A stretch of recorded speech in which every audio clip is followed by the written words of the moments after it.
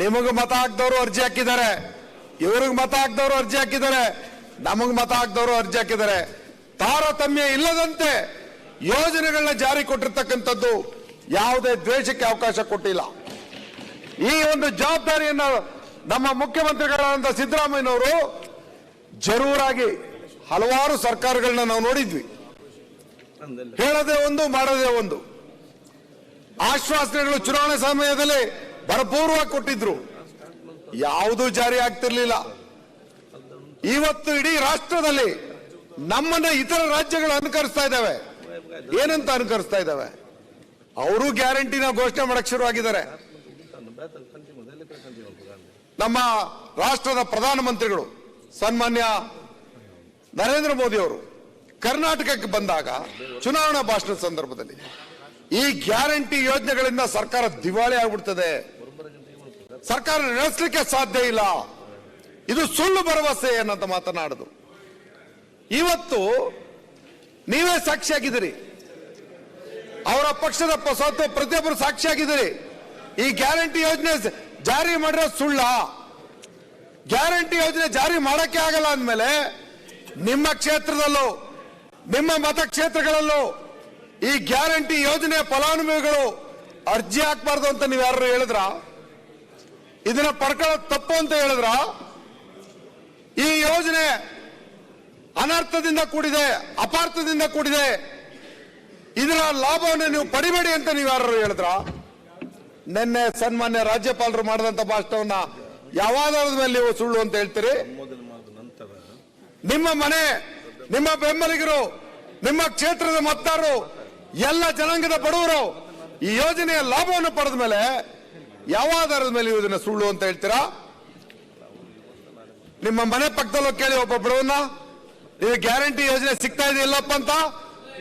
ಅಲ್ಲಿ ನೀವು ಸುಳ್ಳು ಹೇಳೋದಕ್ಕೆ ತಯಾರಾಗಿ ಬಂದಿರೋ, ನಾವೇನು ಮಾಡಕ್ಕಾಗಲ್ಲ. ಸುಳ್ಳು ಎಲ್ಲ ವಿಚಾರದಲ್ಲಿ ಸುಳ್ಳು ಸುಳ್ಳು ಸುಮ್ಮನೆ ಸುಮ್ಮನೆ ಸುಮ್ಮನೆ. ಇವತ್ತು ದೇಶದಲ್ಲಿ ಆರ್ಥಿಕ ಅಸಮಾನತೆ ಹೆಚ್ಚುತ್ತಿರುವ ಇಂದಿನ ಸಂದರ್ಭದಲ್ಲಿ ಅದನ್ನು ಕಡಿಮೆ ಮಾಡುತ್ತಾ ಆರ್ಥಿಕವಾಗಿ ಮುನ್ನಡೆ ಸಾಧಿಸುವ ಅಭಿವೃದ್ಧಿ ಪಥವನ್ನು ಕರ್ನಾಟಕ ಅನುಸರಿಸುತ್ತಿದೆ. ಅಭಿವೃದ್ಧಿ ಎಂದರೆ ಕೇವಲ ಆರ್ಥಿಕ ಅಭಿವೃದ್ಧಿ ಮಾತ್ರವಲ್ಲ, ಸುಸ್ಥಿರ ಅಭಿವೃದ್ಧಿ, ಸಾಮಾಜಿಕ ಸಾಮರಸ್ಯಗಳು ಕೂಡ ಅದರಲ್ಲಿ ಸೇರಿವೆ. ಈ ಆಯಾಮಗಳೆಲ್ಲ ಕರ್ನಾಟಕ ಮಾದರಿಯನ್ನು ನನ್ನ ಸರ್ಕಾರ ಅಧಿಕಾರಕ್ಕೆ ಬಂದ ಕ್ಷಣದಿಂದಲೇ ಅನುಸರಿಸುತ್ತಾ ಬಂದಿದೆ.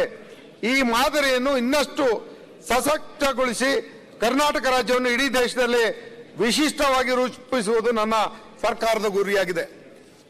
ಈ ಮಾತು ನಿಮ್ಮಲ್ಲಿ ಕೋಪಕ್ಕೆ ಕಾರಣ ಆಗ್ತಿದೆ ಅನ್ನೋದನ್ನ ನಾನು ನಿನ್ನೆ ನೀವೆಲ್ಲರೂ ಪತ್ರಿಕೆಗಳಿಗೆ ಹೇಳಿಕೆ ಕೊಟ್ಟಾಗ ನಾನು ಗಮನಿಸಿದ್ದು. ಇಲ್ಲಿ ನಾವು ಉಳ್ಳವರಿಗೆ ಮಾತ್ರ ಇವತ್ತು ರಾಷ್ಟ್ರದಲ್ಲಿ ಆದಾಯ ಯಾರ ಹತ್ರ ಹೋಗ್ತಾ ಇದೆ? ಈ ದೇಶದ ಸಂಪತ್ತು ಎತ್ತಸಾಗ್ತಾ ಇದೆ. ಬಡವನಿಗೆ ಯೋಜನೆಗಳೇನು? ಬಡವನ ಪಾಲನೆ ಕಲ್ಯಾಣ ಕಾರ್ಯಕ್ರಮಗಳೇನು? ಅವನನ್ನು ಮೇಲೆತ್ತಕ್ಕಂಥ ಯೋಜನೆಗಳೇನು? ಈ ವಿಚಾರವಾಗಿ ರಾಷ್ಟ್ರದಲ್ಲಿ ಎಲ್ಲೂ ಇಲ್ಲದೆ ಇರತಕ್ಕಂಥ ವಿಚಾರವನ್ನ ನಮ್ಮ ಸರ್ಕಾರ ಜವಾಬ್ದಾರಿಯಿಂದ ಹೆಜ್ಜೆ ಇಡ್ತದೆ ಅಂದ್ರೆ ನೀವು ಮುಕ್ತ ಕಂಠದಿಂದ ಸ್ವಾಗತಿಸಿ ಬೆಂಬಲಿಸಬೇಕು ಅನ್ನೋದು ನನ್ನ ವಾದ. ಈ ವಿಚಾರದಲ್ಲಿ ಹೆಚ್ಚುತ್ತಿರ್ತಕ್ಕಂಥ ಆರ್ಥಿಕ ಅಸಮಾನತೆಯಿಂದ ಬಸವಳಿದ ಜನರಿಗೆ ಸರ್ಕಾರ ಕೊಟ್ಟಂತ 5 ಗ್ಯಾರಂಟಿಗಳ ಬಗ್ಗೆ ಅದರ ಅವಶ್ಯಕತೆ ಎಷ್ಟಿತ್ತು ಅನ್ನೋದಕ್ಕೆ ಇವತ್ತು ರಾಜ್ಯದಲ್ಲಿ ಅರ್ಜಿಗಳ ಮಹಾಪೂರನೇ ಹರಿದು ಬಂದಿರತಕ್ಕಂಥದ್ದು ಸಾಕ್ಷಿ. ಈ ದಾಖಲೆ ನೀವು ಯಾರು ಬೇಕಾದ್ರೂ ನೀವು ತಗೊಳ್ಳಿ, ಅರ್ಜಿಗಳು ಎಷ್ಟು ಬಂದಿದ್ದಾವೆ ಯಾವುದಕ್ಕೆ ಅಂತ, ಯಾವ್ಯಾವ ತಾಲೂಕಿನಲ್ಲಿ ಯಾವ ಕ್ಷೇತ್ರದಲ್ಲಿ ಎಷ್ಟು ಅರ್ಜಿ ಬಂದಿದೆ ಅಂತ ತಗೊಳ್ಳಿ. ಹಾಗಾದ್ರೆ ಈ ಗ್ಯಾರಂಟಿ ಬೇಡ ಅಂತ ಆ ಜನ ಹೇಳಿದ್ರೆ ನಿಮ್ಮ ಮಾತಿಗೆ ಬೆಲೆ ಸಿಕ್ತಿತ್ತು. ನನಗೆ ಯಾಕೋ ನೀವು ನಿಮ್ಮ ಜನತೆಗೆ ವಿರುದ್ಧವಾಗಿದ್ದೀರಿ ಅನ್ನೋಂಥ ಭಾಸ ಆಗ್ತಾ ಇದೆ ಇಲ್ಲಿ. ಇನ್ನು ಸಂಪತ್ತು ಕೆಲವೇ ವ್ಯಕ್ತಿಗಳಲ್ಲಿ ಕ್ರೋಢೀಕೃತವಾಗಿತ್ತು. ಇದನ್ನ ಹಂಚತಕ್ಕಂಥ ಕೆಲಸ ತಪ್ಪ ಸನ್ಮಾನ್ಯ ಅಧ್ಯಕ್ಷೆ? ಇವತ್ತು ರಾಷ್ಟ್ರದಲ್ಲಿ ಯಾವ ರಾಜ್ಯದಲ್ಲಿ ಈ ರೀತಿ ಯೋಜನೆಗಳಿದ್ದಾವೋ ಇಲ್ವೋ, ಆದ್ರೆ ನಾವು ಎದೆ ಮುಟ್ಟಿ ಹೇಳ್ತೇವೆ, ಕರ್ನಾಟಕದವರು ಸಂಪತ್ತಿನ ಪಾಲನ್ನ ಸರ್ವರಿಗೂ ಹಂಚತಕ್ಕಂಥ, ಅತ್ಯಂತ ಕಡುಬಡವನನ್ನ ಮಧ್ಯಮ ವರ್ಗದವರನ್ನಾಗಿ ಮಾಡ್ತಕ್ಕಂಥ ಜವಾಬ್ದಾರಿಯಲ್ಲಿ ನಮ್ಮ ಕಾರ್ಯಕ್ರಮಗಳು ಇವತ್ತು ಮುಂದೆ ಬಂದಿವೆ. ಇದನ್ನೇ ಸನ್ಮಾನ್ಯ ರಾಜ್ಯಪಾಲರು ನೆನೆ ಹೇಳಿದ್ದು. ಇದನ್ನ ಸುಳ್ಳು ಅಂತ ಯಾವ ಮಾತಿನಲ್ಲಿ ಹೇಳ್ತೀರಿ? ಇವತ್ತು ಬಡವನನ್ನ ಅತಿ ಬಡವನನ್ನಾಗಿ ಮಾಡಬೇಕು ಅನ್ನೋದು ನಿಮ್ಮ ಉದ್ದೇಶ. ಯಾತಕ್ಕಾಗಿ ಈ ಮಾತು ನಿಮ್ಮ ಬಾಯಿಂದ? ಹಲವಾರು ಪತ್ರಿಕೆಗಳಲ್ಲಿ ನಿನ್ನೆ ಇದು ರಾಜ್ಯಪಾಲರ ಭಾಷಣವನ್ನು ಇವತ್ತು ಹೊಗಳು ಬಲ್ತಿದ್ರು. ಹಾಗಾದ್ರೆ ಪತ್ರಿಕೆಗಳಲ್ಲಿ ಬರೆದಿರ್ತಕ್ಕಂಥ ಬರವಣಿಗೆಗಳು ಸುಳ್ಳ? ಅವರ ಸಂಪಾದಕೀಯದಲ್ಲಿ ಮಾತಾಡಿದ್ದಾರೆ. ಅದನ್ನ ಮುಂದೆ ನಾನು ನಿಮ್ಮ ಮುಂದೆ ಇಡ್ತೇನೆ.